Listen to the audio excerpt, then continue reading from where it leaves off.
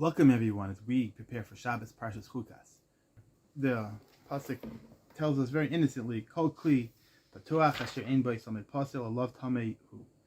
That any kli, any vessel that's open, that doesn't have this kind of sealed top on it, it's going to become tamei.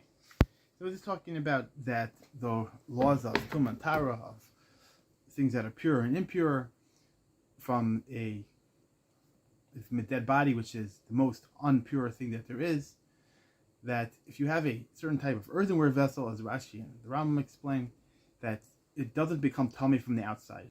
The kli vessel, the earthenware vessel, is very specific that it only becomes tummy, it only becomes impure if the tuma, the impurity somehow can enter it. But if it's closed and sealed, even if it's totally surrounded by tuma, by impurity, it won't become tamei until the actual impurity reaches inside of it.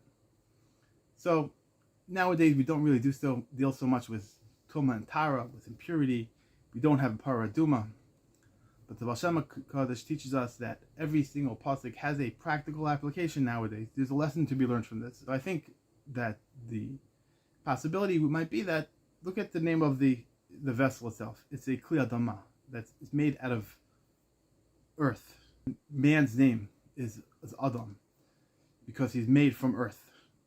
But maybe the kli adama is kind of giving us a hint to the person himself, that a person, even if he's surrounded by negativity, as long as he's sealed, doesn't let that negativity enter into himself, he's going to remain a pure person. The negativity of that tumah goes inside the vessel, even if it doesn't touch it at all. As long as it enters the airspace of the tumah, of the vessel, it becomes tummy, it becomes impure.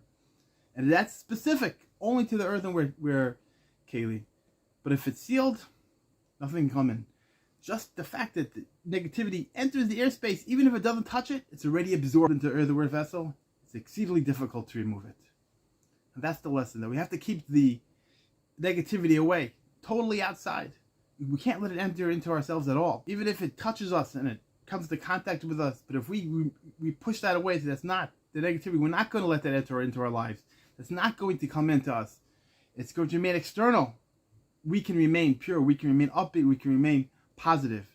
But once it goes inside, even if it doesn't touch us, but once it's inside us and it comes into us, it already affects who we are. It already gives some sort of negativity to us that's very difficult to get. This message wish everybody a fabulous Shabbos. All the best.